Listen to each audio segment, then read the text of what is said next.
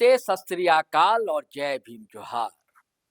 साथियों, अब ना कोई पर्दा रहा और न पर्देदारी। दरअसल सबसे बड़े बलवान समय ने सारे नकाब उतार दिए हैं और अब चमकता हुआ नंगा सिर दिखने लगा है। साथी, दरअसल राजनीति की जानी चाहिए और जमकर की जानी चाहिए, लेकिन आप भूल जाते हैं जब राजनीति करते हैं तो सस्ती लोकप्रियता के चक्कर में भाषा ही उल्टी करने लगते हैं और ये भूल जाते हैं कि कभी जब बदबू फैलेगी तो उससे दम आपका भी घुटने लगेगा। समाज के नाम पर आप जो बांटते हैं ना, प्यार नहीं, उससे तकरार बढ़ती है और सांप्रदायिकता की छौंक जो है एक दिन वह मंजिल पहुंचा देता है, यानी कि उस मंजिल तक पहुंचा देता है कि जहां आपको अपना चेहरा भी दिखाने के लायक नहीं रह जाता। साथियों, ये बातें मैं किसी खास नेत्री के लिए नहीं कर रहा हूं, एक सामान्य सी बातें, लेकिन मैं लगातार ये बातें इंगित कर रहा था, बता रहा था कि आप ठीक है, आप समाज की बात करती हैं, आप रूढ़िवाद की बात करती हैं, परंपरा की बात करती हैं, समाज के जोड़ने की बात करती हैं, अच्छी बात है। लेकिन इसके नाम पर, यानी कि मान लीजिए मुझे अपनी मां से बड़ा प्यार है, अच्छी बात है, इसकी क्या जरूरत है कि हम दूसरे की मां को गाली दे, गाली गलौज करे। हर का धर्म, हर का समाज उसकी मां की तरह होता है, उसकी भाषा उसकी मौसी होती है, मां होती है। लेकिन ये भूल गई झारखंड के दो नेत्रियां बहुत तेजी से उभर कर आई सामाजिक और राजनीतिक पटल पर, लेकिन अब गिराफ जितना तेजी से उभरा था वो गिरता हुआ दिखलाई दे रहा है। मैं बात कर रहा हूं दोस्तों अभी फिलहाल निशा कुमारी भगत की। कांग्रेस में नहीं, उससे पहले बीबीपी में रही, कई दलों में रही, जेल कैंप में रही, और जेल कैंप के साथ कैसा उनका बर्ताव रहा आप सभी जानते हैं। अब उन पर आरोप है कि भाजपा के इशारे पर वो नाच रही। एक और नेत्री ने उन्हें धंगनी तक कह दिया। मैं इस शब्द का इस्तेमाल करना अच्छा नहीं समझता दोस्तों, अमर्यादित इसे भी समझता हूं, लेकिन कहा है, अब जब कहा है तो मुझे बताना पड़ेगा।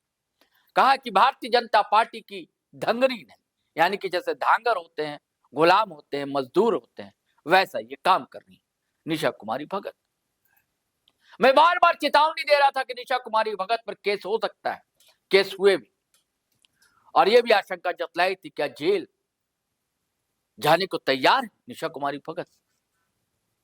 दरअसल आज जेएमएम की कई नेत्रियां पहुंची अरगोड़ा थाना, और जिसमें सबसे चर्चित आजकल है आदिवासी नेत्री निशा कुमारी भगत। आपने जी लाइव पर उनका वीडियो देखा था, एक तरह की वो चेतावनी ही थी, मैंने थंबनेल भी बनाया था। लेकिन जो होना था, नियति जो रखती है तय, वो तो होता है, हम आप कुछ कर नहीं सकते। तो निशा कुमारी भगत बुरी तरीके से फंसने जा रही है दोस्तों, और कई हमले ताबड़तोड़ लगा दिए, एक जेएमएम की नेत्री ने और उसके बाद सुषमा बड़ाइक ने, जिसे हवा टाइट हो गई है, हवा ही उड़ गई, उड़ ही जाएगी दोस्तों, नहीं उड़ी है तो, अगर यह सूचना निशा कुमारी भगत के कानों तक टकराएगी। मैं चाहता हूं कि जब अरगोड़ा थाना पहुंची तो उन लोगों ने कहा क्या वो सुनिए आप, फिर हम बातचीत को आगे बढ़ाते हैं। आए दिन निशा भगत समाज में जहर घोलने का काम कर रही है। हमारे माननीय मुख्यमंत्री को घर में घुस के घसीट के निकाल के मारने की बात कह रही है, और ये अगर समाज में संवैधानिक तरीके से प्रोटेस्ट करना चाहिए, और अगर हमें हमारा जो दायरा है उस लिमिट को वो खो करके कुछ भी उलुल जुलुल फालतू बयानबाजी कर रही है समाज में, तो एक जो माननीय है और माननीय की गरिमा को रखते हुए हमें प्रोटेस्ट करना चाहिए होता है, क्योंकि हमारा जो अधिकार है प्रोटेस्ट करने का, तो हम उस दायरे में रह के प्रोटेस्ट करें। इसीलिए हम उन पर एक एफआईआर दर्ज किए हैं कि वो आए दिन हमारे माननीय मुख्यमंत्री के विरुद्ध में गाली गलौज, अमर्यादित भाषा का प्रयोग कर रही है। तो इस पर 24 घंटा के भीतर कानूनी कार्रवाई होना चाहिए। यदि ऐसा नहीं होता है तो हम पूरी महिलाएं जो है वो भी उनको चप्पल से मारने का काम करेंगे, उनके घर में घुस के घसीट के उसको भी निकाल के मारने का काम करेंगे। सुषमा जी, आप सीएम साहब संवैधानिक पद पर बैठे हैं, तो उनके लिए अमर्यादित भाषा का उन्होंने इस्तेमाल किया, तो आज आप लोग आई हैं जी। ज्योत्सना केरकेटा आदिवासी समाज से आती है, उन्होंने गुरु द्रोण के लिए ऐसे शब्द का इस्तेमाल किया था। बिल्कुल कोई सड़कों पर नहीं, बिल्कुल मैम, मैं उसके लिए आज भी बोल रही हूँ और ज्योत्सना केरकेटा को मैंने हिदायत दिया है कि आप किसी भी धर्म को लेकर के संवैधानिक भाषा का प्रयोग न करें, अन्यथा मेरे से बुरा कोई नहीं होगा। उनके घर में नहीं घुसेंगी क्या? बिल्कुल घुसूंगी।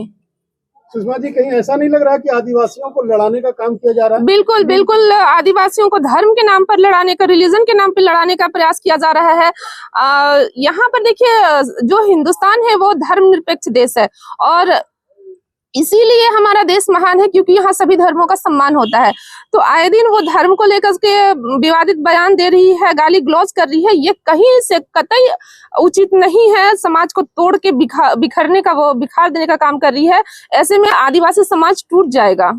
साल भर से आप तमाम मीडिया बंधुओं के साथ साथ में राज्य की जनता सुन रही है और देख रही है। सबका समय सीमा और सब्र सीमा खत्म हो चुका है।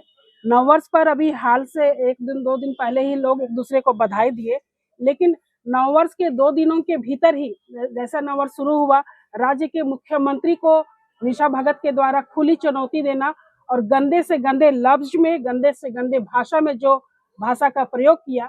आपको लड़ाई लड़नी है, विरोध करना है, आप संवैधानिक रूप से अपनी बातों को रखिए। उल जुलूल भाषा, उल जुलूल शब्द का प्रयोग करके राज्य के मुख्यमंत्री की छवि को तो आप नहीं बिगाड़ सकते हैं। हाँ, ये जरूर है कि आपकी सब्र सीमा को लोग देख रहे हैं और हम लोग भी झारखंड मुक्ति मोर्चा के लोग आपको देख रहे हैं। कहीं ऐसा ना हो कि आपका सब्र सीमा जो है वो हम लोगों के लिए धैर्य को खो दे और हम लोग भी आपकी भाषा को ना स्वीकारते हुए हम लोग आपकी ही भाषा में आपको समझाने का काम करेंगे। रहा बात ये जो निशा भगत जो काम कर रही है, जो बोलने का काम कर रही है, वो भारतीय जनता पार्टी की वो धांगरीन है। धांगरीन इस मायने में कि हम लोग धांगर रखते हैं अपने घर में, धांगर को वही भाषा बोला जाता है, सिखाया जाता है, जो हम बोलेंगे वही करेंगे। तो निशा भगत को भी ये टारगेट मिला हुआ है, सोते उठते बैठते जागते हर समय सरना ईसाई बोल के समाज को 2 भाग में बांटो, लड़ाई लगवाते रहो। तो उसको वो भारतीय जनता पार्टी की धांगरीन बन चुकी है। ये लोकल भाषा है धांगरीन वर्ड, वो बीजेपी की धांगरीन बनी हुई है और धांगरीन को बहुत ज्यादा बोलने का अधिकार किसी घर में नहीं मिलता है। हम लोग उसको अपने समाज की बहन बेटी समझते हैं, तो उसका हम लोग देख रहे हैं। किसी के बहकावे में, किसी के इशारे पर ऐसा ना नाचे कि उसको सब कुछ भूल के सब कुछ गंवाना पड़ेगा। जब तक ये कांग्रेस पार्टी में रही तब तक मर्यादा को जानी, आज कांग्रेस पार्टी से हट चुकी तो तमाम मर्यादा को भूल गई। कभी राहुल गांधी पर दलालों का बात बोल रही है, कभी राज्य के मुख्यमंत्री हेमंत सोरेन पर बोल रही है। हम लोग इसको कतई बर्दाश्त नहीं कर सकते हैं और आज अरगोड़ा थाना में एक एफआईआर दर्ज हुआ है उसके खिलाफ में। बहुत जल्दी उसकी गिरफ्तारी होगी और प्रशासन उस पर अगर किसी तरह का गिरफ्तारी से समय विलंब करता है, देर करता है, तो हम लोग आड़े हाथ तमाम आदिवासी महिलाएं, यहाँ अल्पसंख्यक है जो भी है, तमाम लोग हम उसको आड़े हाथ लेंगे और निशा भगत का वो दुर्गति करेंगे, उसका गति का कोई सीमा नहीं रहेगा। तो साथी आपने सुना, दरअसल निशा कुमारी भगत ने मतलब लोकप्रियता के चक्कर में और वीव के चक्कर में ना मुख्यमंत्री हेमंत सोरेन के खिलाफ भी ऐसी भाषा का इस्तेमाल कर दिया जिसे पछताना पड़ेगा। और अगर ठीक ठाक एफआईआर दर्ज हो गई, क्योंकि आजकल तो पता है कैसे एफआईआर भी दर्ज होती है, तो बहुत मुश्किल में पड़ जाएगी निशा कुमारी भगत। अभी इनके आका जो कहा जा रहा है कि भारतीय जनता पार्टी के कुछ नेताओं के इशारे पर ये ऐसा कर रही हैं, क्योंकि आपने पहले देखा, पहले वे कुर्मी समाज के खिलाफ बोल रही थी तो एक आदिवासी तबके का साथ भी मिल रहा था, लेकिन जब से वो आदिवासी समाज को ही बांटने की कोशिश करने लगी, सरना आदिवासी, ईसाई आदिवासी, तब से इनको के प्रति नाराजगी लोगों में बढ़ी और नौबत यहां तक आप पहुंची है कि लोग थाना तक पहुंच गए। क्या पता कि अदालत का दरवाजा भी खटखटाने को वे मजबूर हो जाए। आपने तो सुनी दोनों कितने आक्रामक हैं। और जस्ता किरकिट्टा को भी नहीं छोड़ा है सुषमा बड़ाइक ने, बल्कि धमकी और चमकी इन्होंने भी दे दी, अगर ऐसा किया तो हम भी घुस कर मारेंगे पीटेंगे। हालांकि मैं ये सब पसंद नहीं करता ऐसी भाषा का, लेकिन बार बार कहता हूं कि हमारी मजबूरियां होती, आपको दिखाना भी जरूरी होता है, बताना भी जरूरी होता है। अपना तो ऐसा है कि उनका जो काम है वो अहले सियासत जाने, अपना पैगाम मोहब्बत है जहां तक पहुंचे।